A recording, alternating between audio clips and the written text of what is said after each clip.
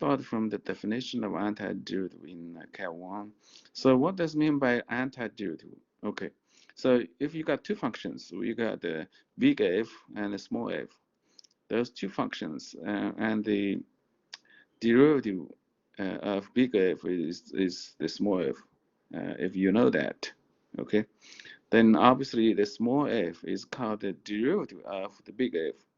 Conversely, we call the big F the A antiderivative of small f. So antiderivative is just the backward of derivative. So it's just a term, but it's not nothing really new. But one of the things about antiderivatives is it's not unique. Uh, if you add a constant to the big F and take the derivative of the new function, which is big F plus a constant, and then because the derivative of a constant is 0, then you still get the derivative equal to small f, isn't it? So that's saying that you can have multiple antiderivatives which will give you the same derivative small f, right? And we call this family of all those antiderivatives of the small f the indefinite integral of small f, and we use the notation with the bigger s with fx dx inside. So that's called the indefinite integral. And definite integral is quite different. But as you know, in Cat 1, they're actually very closely related, and that's why they're all called in integrations or integrals. But the original definition for definite integral was quite different from the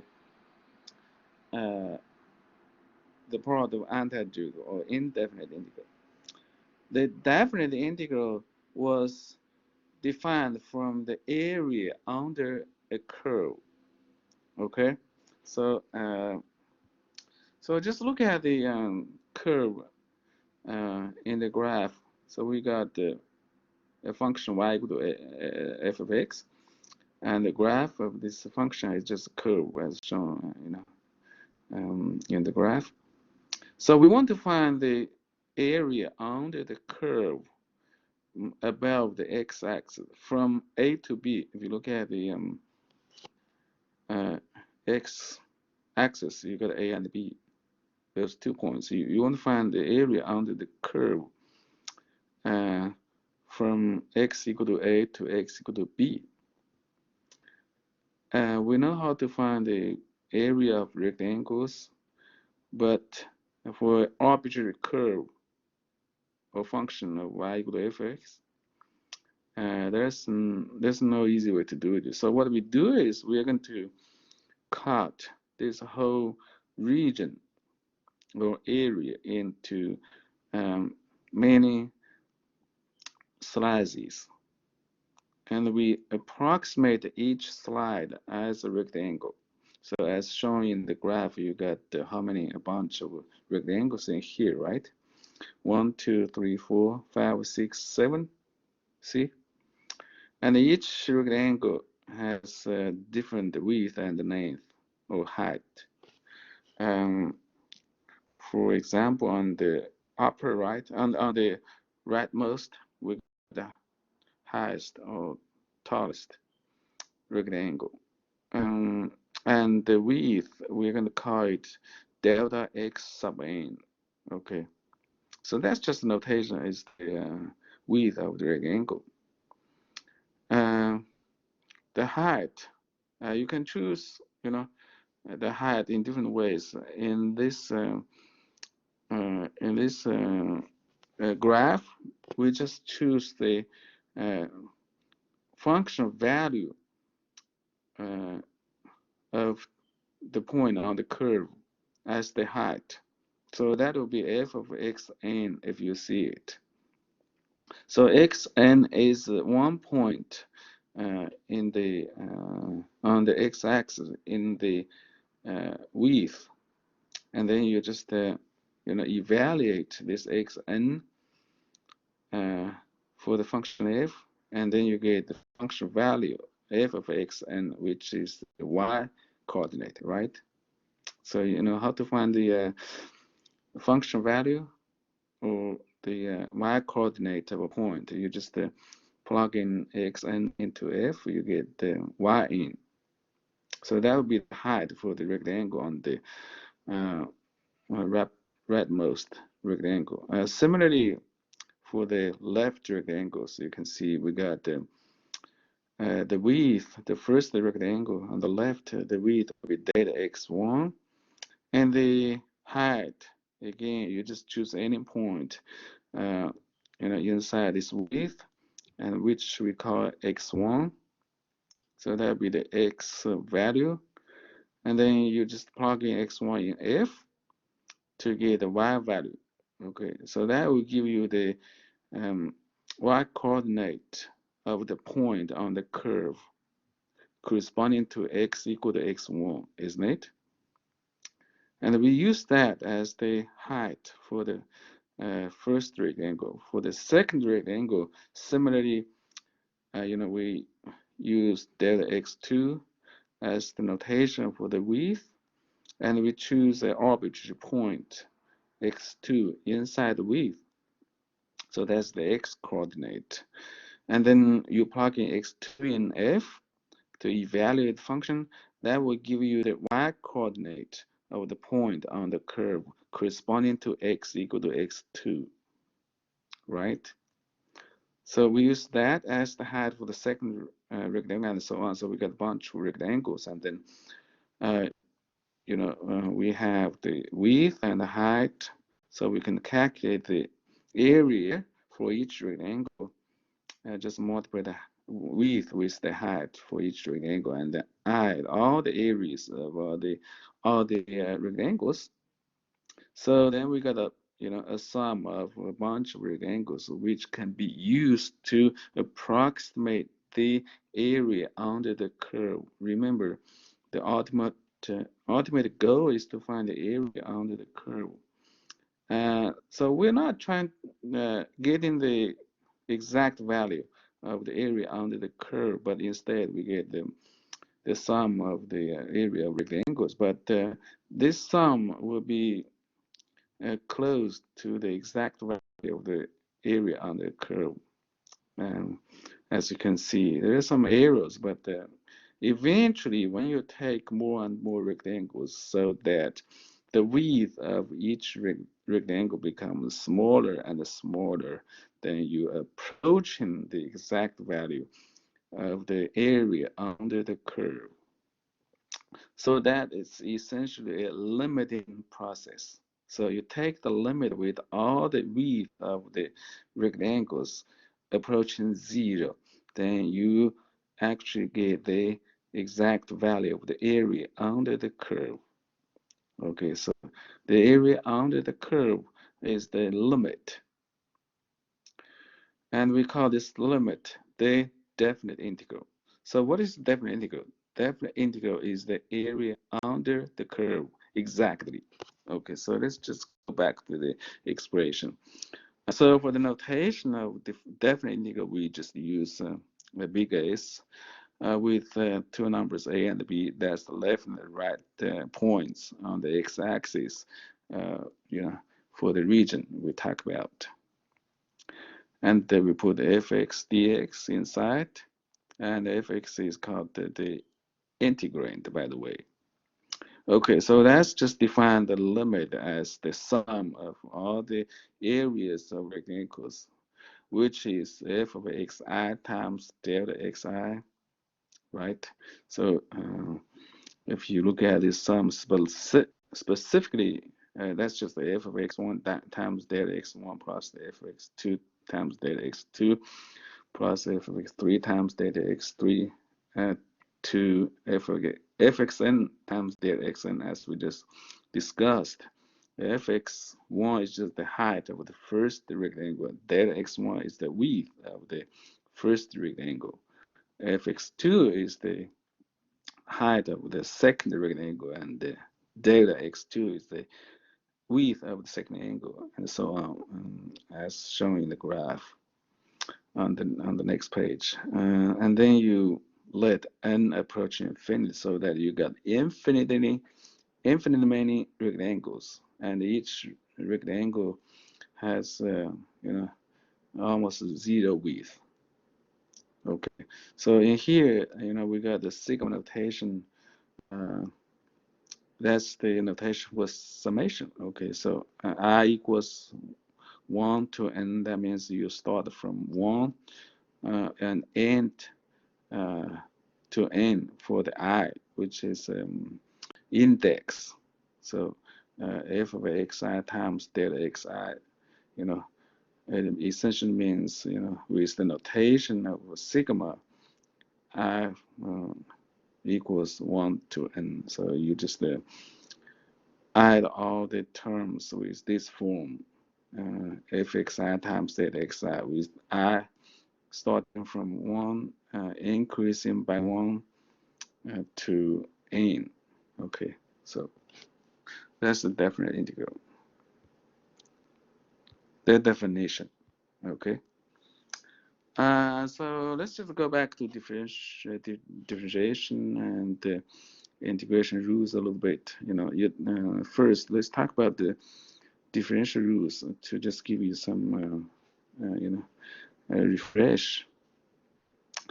Uh, there are several quite important rules that we need to be aware with. The first rule is the constant derivative is zero.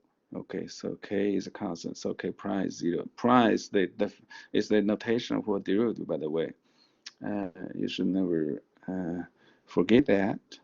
The second rule is the derivative of x itself is 1. Okay, and the third rule is the derivative of x to the n is equal to n times x to the n minus 1. So you just multiply n and decrease the exponent by 1. So this is the power rule. The derivative of a power function is that.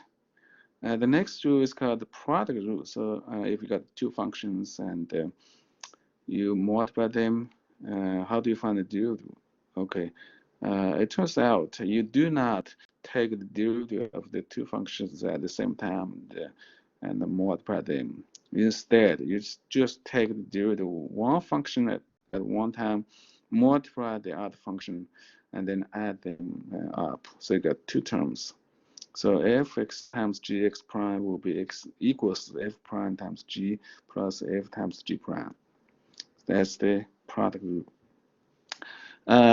And then we have the quotient rule, which says the derivative of a quotient of two functions f and g is equal to f prime g minus f g prime over g squared.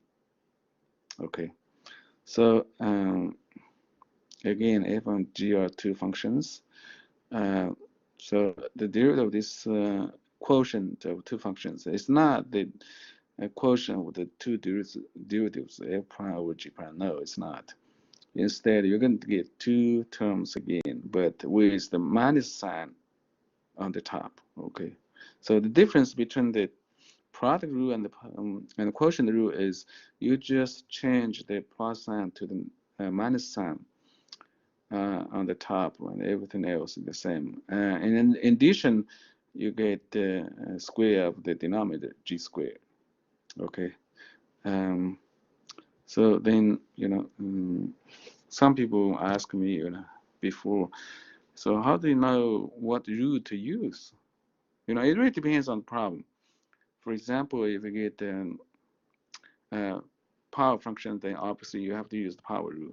If you get the product of two functions, then you have to use the product rule. And if you have a quotient two functions and you want to find the derivative of that, then you have to use the quotient rule. So that's really depends on the problem, not the rule itself, right?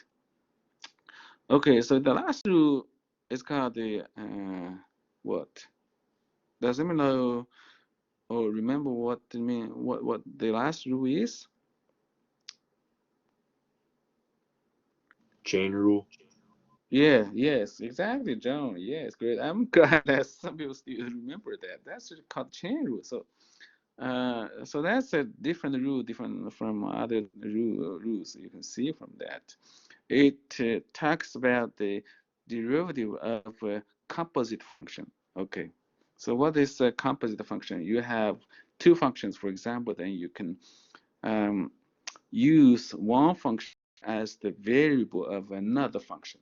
So, for example, if we got two functions, fx and gx, then I can use gx itself as the variable of f.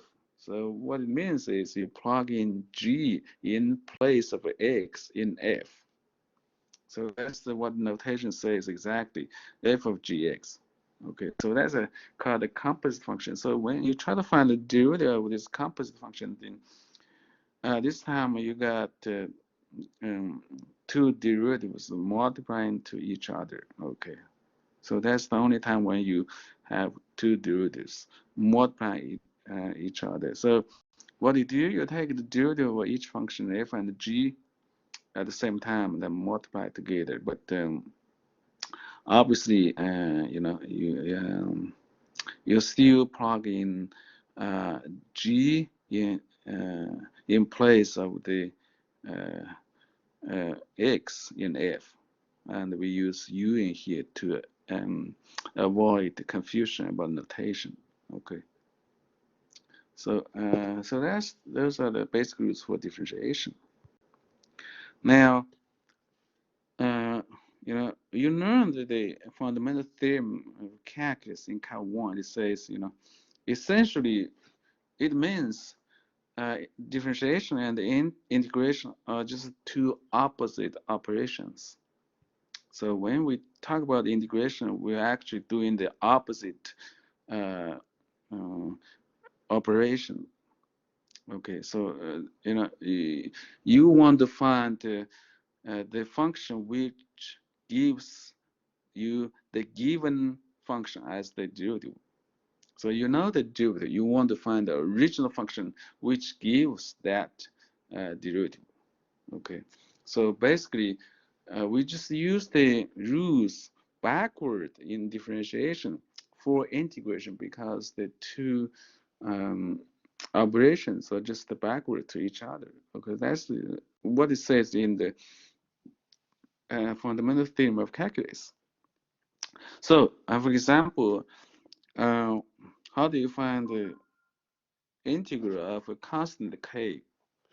So, well, it's just the kx. Okay. So how do you know that? How do you check it? We know the derivative of kx is just k. So you just take the derivative on the right side, you should get the integrand on the left hand side, right? And you always get an arbitrary constant c when you do the indefinite integral, right? If you take the derivative of kx plus c, you're going to get a k, the derivative of c is just 0 for any arbitrary constant c. Excuse me. For example, if you try to integrate 1, so 1 dx, you're going to get an x plus c. Okay, so k equals 1 here. Sometimes you even don't need to write 1 here. So you just write the integral sine dx. And then you should know that just x plus c. Okay, so those are the two rules, for integration, but corresponding to the differential rules, the first two rules in differentiation also. And then we got also another rule for power rule for integration. That's just the opposite of the power rule for derivative. So how do you find the integral? How do you integrate the x to the n, the power function? So this time you're going to add 1 to the exponent instead of subtracting 1. And then you divide by the exponent n plus 1 instead of multiplying. So you can see everything is just the opposite, right? And then plus c. So that's the power rule. Okay, there are some other rules that we're going to discuss later, but Before we do that, I just want to remind you some important properties for definite integrals. Okay, so again, as I just said, the definite integral is just the area under the curve. Okay, so make sure you keep in mind. Okay, by the way, what does it mean by derivative?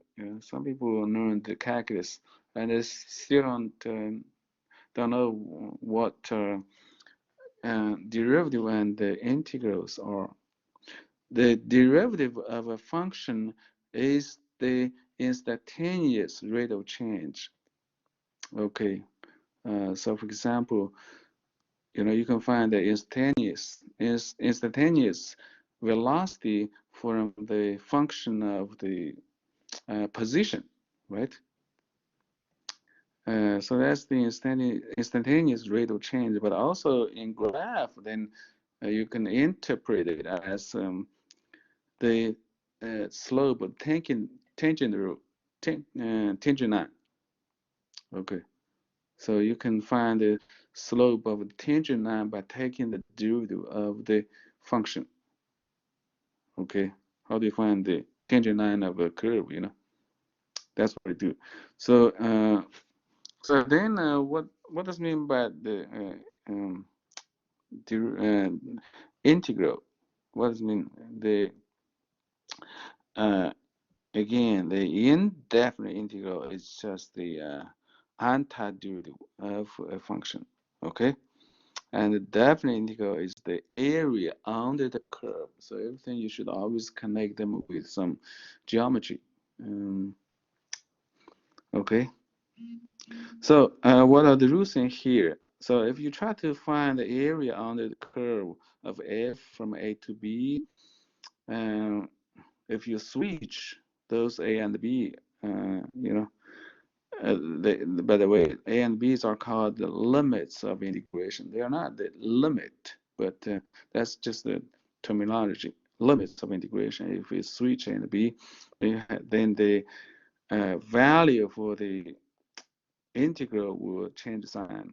So, function f integrated from a to b is just the negative of the integral of f from b to a. Okay. And the reason for that is when you talk about the dx, which is called what? Differential. Okay, we're going to talk about this a little bit more later. Dx is called the differential. Okay, in this context, it's just the increment in the x-axis, dx or delta x.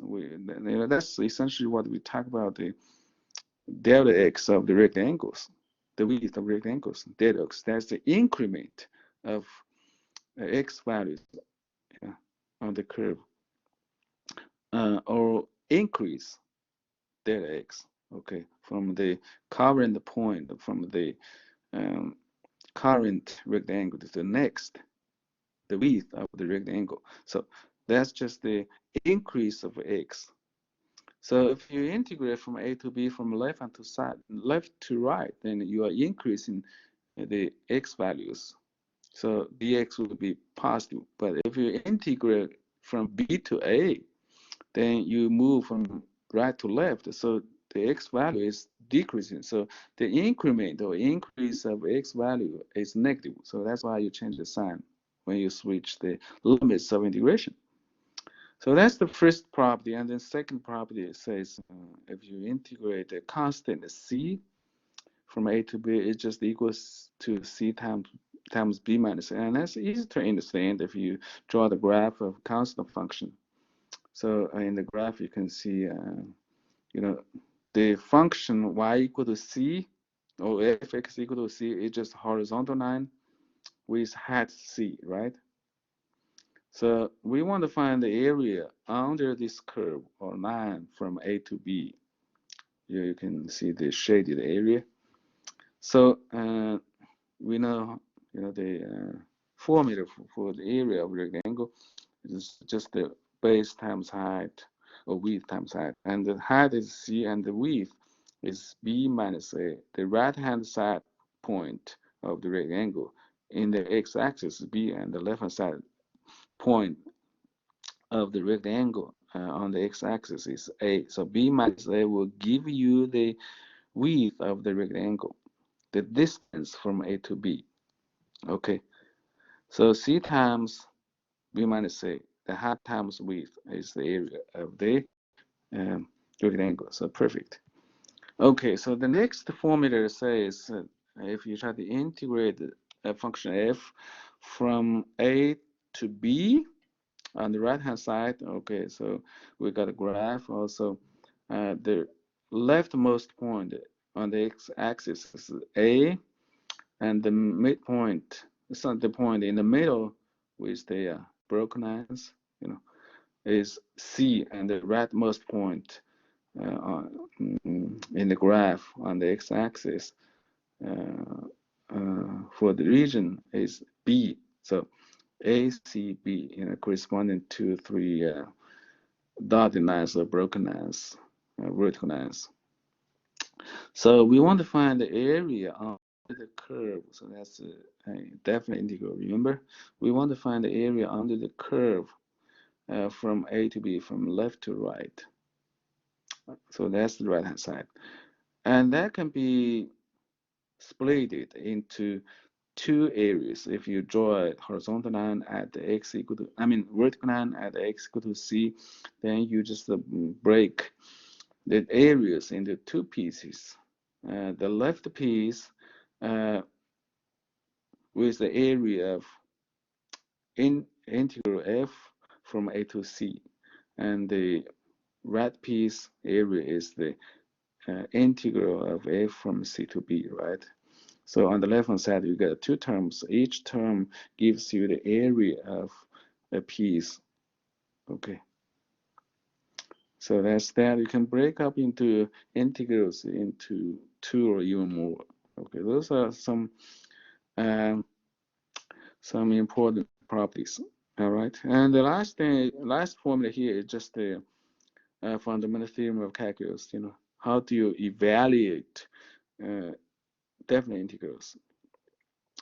So the first thing you're gonna find the antiderivative. Okay, so you try to integrate the small f from a to b. So you'll find a antiderivative of f, which we call it big F. Okay, so that means big F prime equals small f.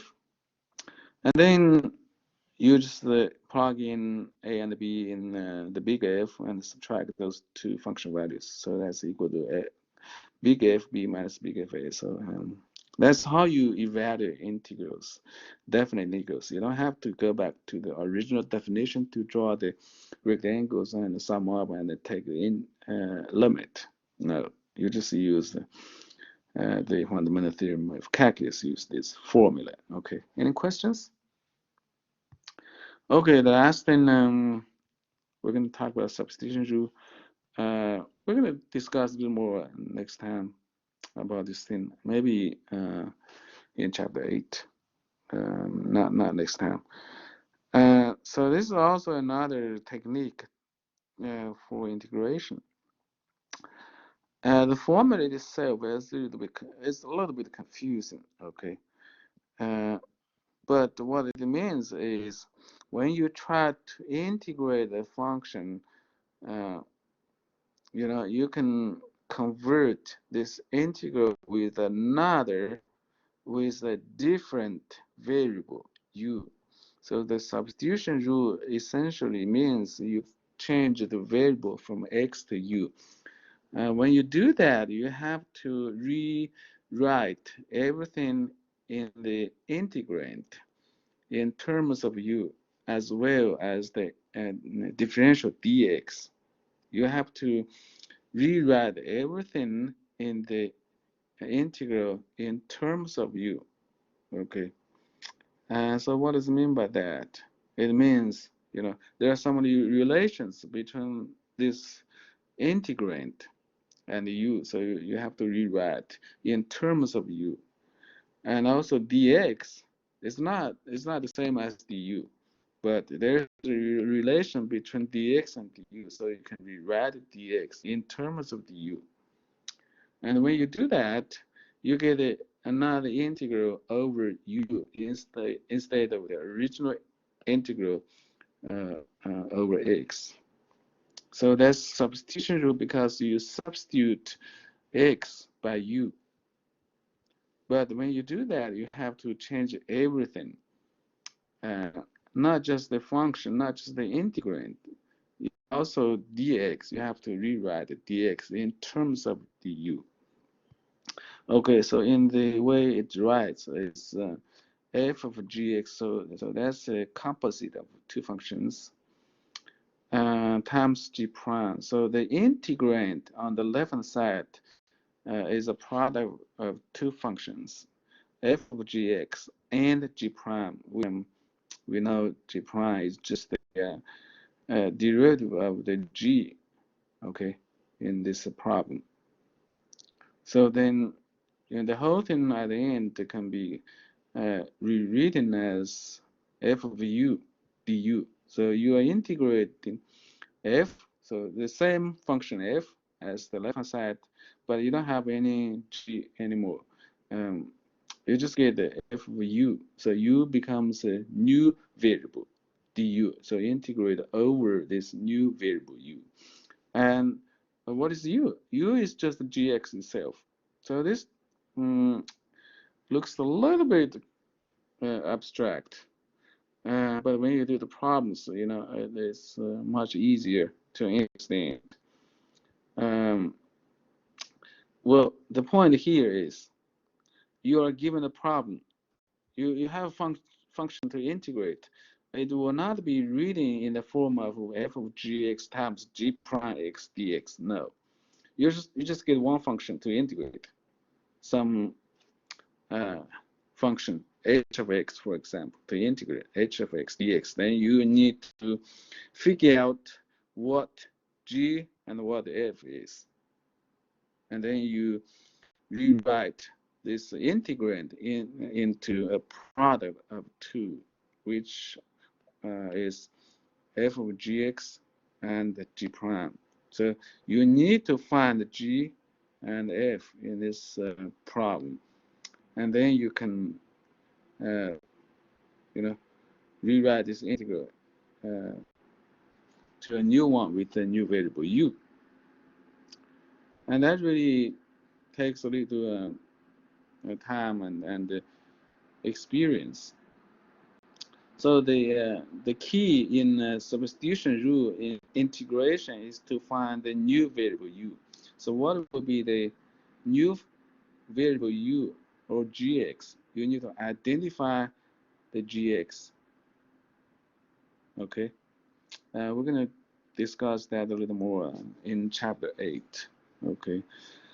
So in this formula itself, as I said, u is just the gx. So the new variable u is actually the gx, and the